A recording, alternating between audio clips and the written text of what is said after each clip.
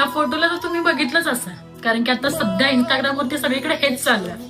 मला खरंच वाटलं नव्हतं की या महाराष्ट्रात एवढ्या नीच मानसिकतेची माणसं राहतात. 3.5 वर्षाच्या मुलीने काय केलं होतं? प्रत्येक जणांचं मत आहे की मुली ड्रेस घालतात, असे मुली वागतात, मुली फिरतात, मुली अशा बोलतात, म्हणून सगळं त्या मुलींबरोबर घडतात. पण या 3.5 वर्षाच्या मुलीचा काय दोष होता? चला सगळी गोष्ट सांग. यज्ञा नावाची मुलगी मालेगावात म्हणजे नाशिक या ठिकाणी राहत होती. तिची आई घरात काम करत होती, बाबा बाहेर कामाला गेले होते, यज्ञ अंगणात खेळत होती. त्याच गावातला एक व्यक्ती नाही म्हणता येत त्याला, मुलगा ज्याला मिसरुडं सुद्धा फुटलं नव्हतं, त्यांनी तिला उचललं, त्याच्या घरी नेलं, तिच्यावर रेप केला आणि त्याच्याच हाताने दगडाने तिचं डोकं, तिच्यावरती वारही केले. म्हणून काय केलं होतं त्या 3.5 वर्षाच्या मुलीने? बरं तेही जाऊ दे. तिची आई म्हणत होती की 4:30-5 पर्यंत माझी मुलगी का आहे नाही, मुख्य गावभर शोधत होती, पुन्हा गाव सगळं शोधायला लागलं. पण शेवटी त्याच गावातील एका व्यक्तीला एका झुडपात ती मुलगी सापडली, ज्या अवस्थेत तिला कोणी बघूही शकत नाही अशा अवस्थेत सापडली. तिच्या डोक्याला मार लागला होता, पूर्ण शरीरावर